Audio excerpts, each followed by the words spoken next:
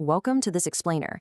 You know, when we pull up a standard map of the world, we're usually just looking at a patchwork of random borders and colors. But today, we're going to look at the globe through a completely different lens. We aren't just looking at random borders. We're looking at a meticulously calculated economic machine. Every single factory, farm, and mine is exacted where it is for a very specific reason. By the end of our time together today, you're going to see the hidden blueprint that literally dictates how our entire global economy physically functions. Okay, let's dive into this. We've got a four-part masterclass lineup for you today. First, decoding industrial locations. Second, harvesting the earth. Third, global agricultural systems. And fourth, heavy manufacturing hubs. Starting with part 1, decoding industrial locations. Basically, the rules of the game. So there's essentially a 4-part toolkit that explains why factories survive and thrive exactly where they do. First up is access to market. You absolutely want to be near populations with high purchasing power, right? Think Europe, North America, or the densely populated booming areas in Asia. Second is access to raw material. If your industry uses what we call weight-losing materials like heavy ores for making steel or bulky sugarcane, you pretty much have to process it close to the source just to save on freight costs. Third is access to labor supply. And hey, this isn't just about cheap labor, it's about highly specific skills. This is exactly why the electronics industry clustered so heavily in Japan, or why the glass industry completely thrives in Firozabad, Uttar Pradesh. And fourth, access to sources of energy. Now, while modern power grids have definitely given us more flexibility, highly energy-intensive industries like aluminum processing, they absolutely must be located right next to massive energy sources. Now, what's really interesting here is the exception to that raw material rule we just talked about. We call these footloose industries. Unlike a massive steel mill that's totally tethered to an iron mine, footloose industries aren't wedded to any specific heavy raw material. They can effectively be located anywhere because they heavily rely on component parts, road networks, and communication instead. They completely break the traditional geographic chains. Moving on, here are 4 more factors to complete our rulebook. Transportation and communication is a massive catalyst. Cheap water transport is exactly why industries heavily concentrated in the Great Lakes region of North America, or why jute mills absolutely exploded along the Hooghly Valley in India. Next up, government policy plays a huge role. Governments will intentionally set up industries in certain spots just to promote balanced regional development. Then we have agglomeration economies, which we'll unpack in just a second. But finally, we have the wild cards, miscellaneous factors. This is where geography gets incredibly specific. For instance, cotton mills were historically established in the hinterland of Bombay because the coastal location provided naturally high humidity. Why on earth does that matter? Because that high humidity in the air physically prevented the cotton yarn from snapping and breaking during production. Or take iron and steel. They require massive quantities of water strictly for cooling purposes. Let's unpack that big term I mentioned a moment ago. Agglomeration economies. This is a fascinating phenomenon where different industries cluster together to save money. It's like a giant puzzle. They share linkages. Basically, a massive leader industry sets up shop, and suddenly smaller specialized suppliers, repair shops, and transport services swarm all around it. They share resources, infrastructure, and labor pools, building this giant, interconnected, and highly profitable web. All right, let's move on and see how this builds into Section 2, harvesting the earth, our primary activities. Before we can build anything, we have to remember this fundamental rule.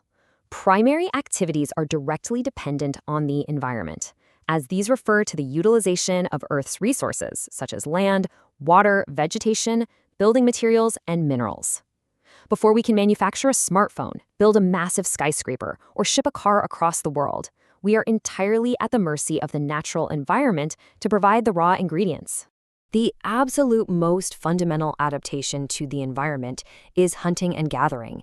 This is primarily practiced in regions with incredibly harsh climatic conditions. We're talking about the extreme high-latitude zones like northern Canada and northern Eurasia, or the extreme low-latitude zones like the dense Amazon basin and tropical Africa.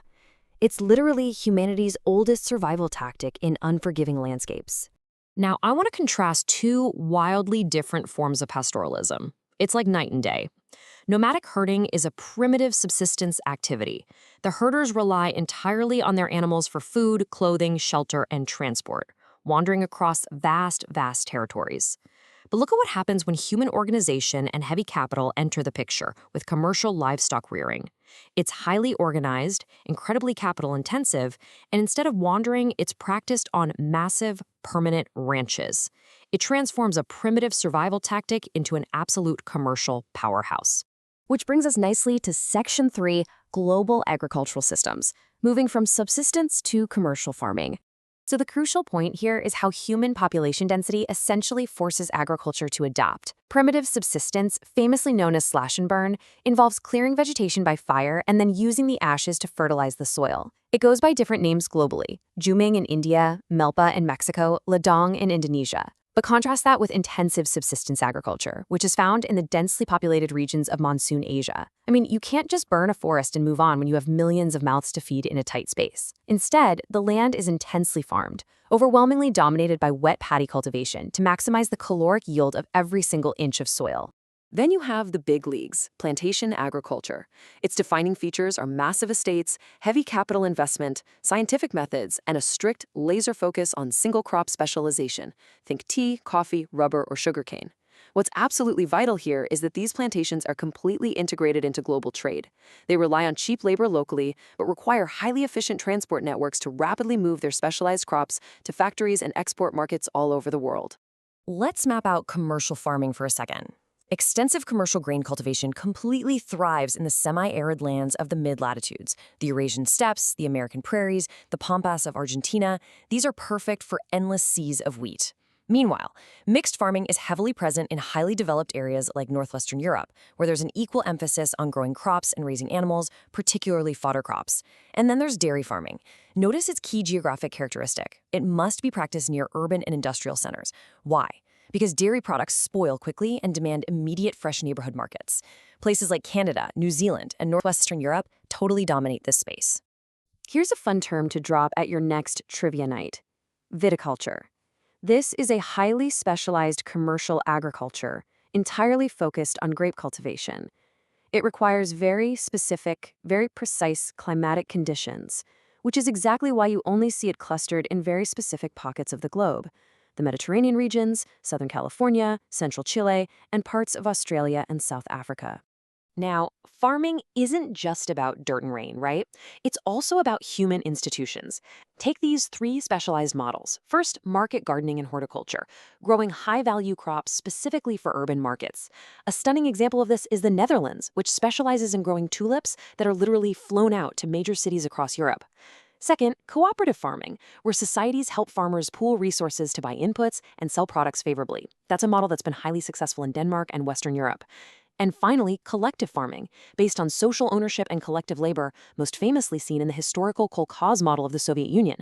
So, while geography dictates the crop, society dictates the model. Okay, we've seen the rules of location, we've seen exactly how humanity harvests the earth and organizes its food systems, but here is the ultimate question for our final segment. So, we know how to harvest the earth, but where do we refine all of these raw resources into the modern world we actually live in? That takes us right into Section 4, Heavy Manufacturing Hubs. Let's look at the factory map. And this brilliantly illustrates exactly how the rules manifest in the real world. Take the iron and steel industry. Because it relies on incredibly heavy, weight-losing ores and desperately needs cheap transport and cooling water, its hubs are perfectly clustered around the Great Lakes in North America, the Ruhr Valley in Germany, and the coastal islands of Honshu in Japan. Next up, petrochemicals. Look at the geographic logic here. They are almost entirely coastal. Hubs like the Gulf of Mexico or Ras Tanura in Saudi Arabia and Mina El Hamadi in Kuwait are sitting right on the water specifically to facilitate massive global export. Finally, the textile industry. This one relies heavily on access to specific labor and historical infrastructure, finding its hubs in places like eastern Pennsylvania in the US or Shikoku in Japan. Every single hub we've mapped out here is a perfect, logical reaction to the rules of economic geography we talked about at the start. We've uncovered the hidden blueprint. The world map isn't just a collection of countries. It's a beautifully complex, highly interconnected economic machine where climate, resources, transportation, and human ingenuity dictate absolutely every move. But as we wrap up this explainer, I want to leave you with a thought. For centuries, physical geography, heavy ores, and deep water ports dictated the industrial map of our past. But as we step into an era of decentralized renewable energy grids and weightless artificial intelligence, How will that redraw the economic map of our future? Where are the new hubs going to be? Thank you so much for joining me to explore the mechanics of our world. Keep learning, keep questioning, and I'll catch you in the next explainer.